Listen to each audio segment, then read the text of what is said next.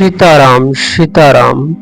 सुंदरकांड में सबसे महत्वपूर्ण श्री राम और हनुमान वार्तालाप है।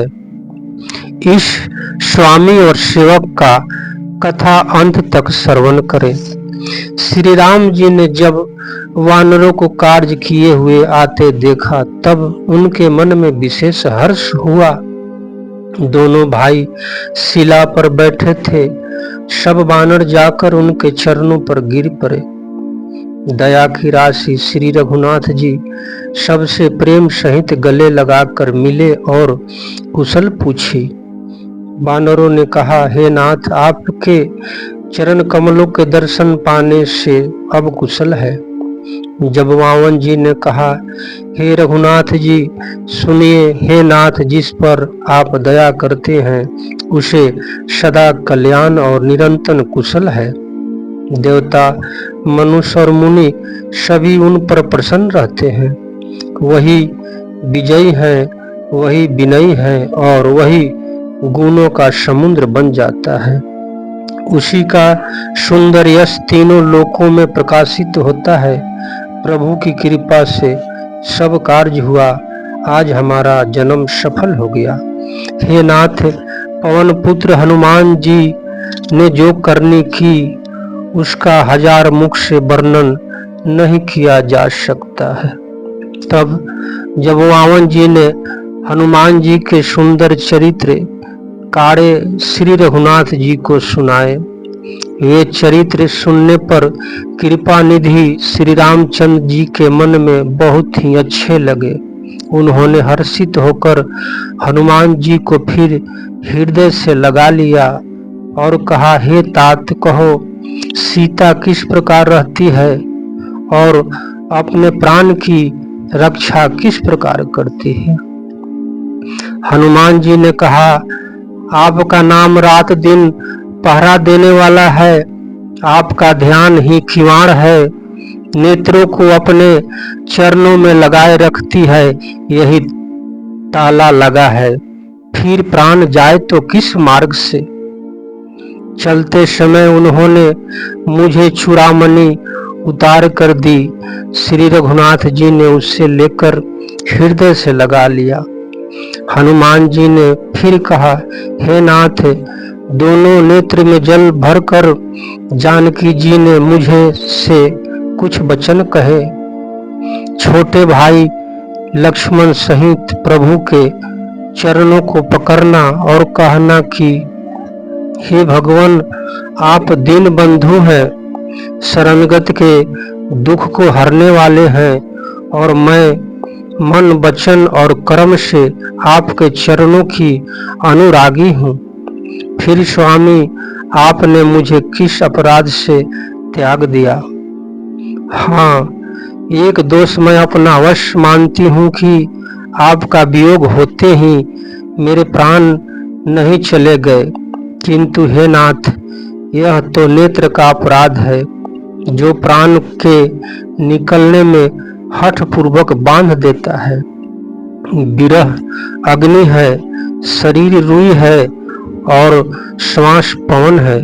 इस प्रकार अग्नि और पवन का संयोग होने से यह शरीर क्षण मात्र में जल सकता है, परंतु नेत्र अपने हित के लिए प्रभु का स्वरूप देखकर सुखी होने के लिए जल आंसू बरसाते हैं, जिससे विरह की आग भी इसे नहीं जला सकती। सीता जी की विपत्ति बहुत बड़ी है। हे दीन दयाला, वह बिना कहे ही अच्छा है। कहने से आपको बड़ा क्लेश होगा। कृपा निधान उनका एक एक पल कल्प के समान बीतता है। अतः हे प्रभु, तुरंत चलिए और अपनी भुजाओं के बल से दुष्टों के दल को जीतकर सीता जी को ले आइए। सीता जी का दुख सुनकर सुख के धाम प्रभु के चरण, प्रभु के कमल नेत्र में जल भर आए और वे बोले, मन, वचन और शरीर से जिससे मेरी ही गति मेरा ही सहारा है, उसे क्या सपन में भी विपत्ति हो सकती है। हनुमान जी ने कहा, हे प्रभु, विपत्ति तो वही तभी है जब आपका भजन स्मरण न हो। हे प्रभु, राक्षस की बात ही कितनी है, आप शत्रु को जीत कर जानकी जी को ले आइए। भगवान कहने लगे, हे हनुमान सुन, तेरे समान मेरा उपकारी देवता, मनुष्य अथवा मुनि कोई भी शरीरधारी नहीं है। मैं तेरा उपकार बदले में उपकार तो क्या कहूँ, मेरा मन भी तेरे समान नहीं हो सकता। हे पुत्र सुन, मैंने मन में खूब विचार कर देख लिया है कि मैं तुमसे ऋण मुक्त नहीं हो सकता। देवताओं के रक्षक प्रभु बार बार हनुमान जी को देख रहे हैं। नेत्रों में प्रेम आंसुओं का जल भरा है और शरीर अत्यंत पुलकित है। प्रभु के वचन सुनकर और उनके प्रसन्न मुख तथा पुलकित अंगों को देखकर हनुमान जी हर्षित हो गए और प्रेम में विकल हो गए। हे भगवान, मेरा रक्षा करो कहते हुए श्री राम जी के चरणों में गिर पड़े। प्रभु उनको बार बार उठाना चाहते, परंतु प्रेम में डूबे हुए हनुमान जी चरणों से उठते ही नहीं। प्रभु का कर कमल हनुमान जी के सिर पर है। उस स्थिति का वर्णन करके शिव जी प्रेम मगन हो गए। फिर मन को सावधान करके शंकर जी अत्यंत सुंदर कथा कहने लगे।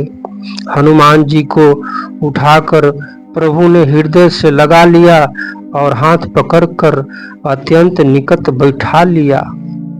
हे हनुमान, बताओ तो रावण के द्वारा सुरक्षित लंका और उसके बड़े बांके किलों की तुमने किस तरह जलाया। हनुमान जी ने प्रभु को प्रसन्न जाना और वे अभिमान रहित वचन बोले, हे प्रभु, वानर का बस यही बड़ा पुरुषार्थ है कि वह एक डाल से दूसरी डाल पर चला जाता है।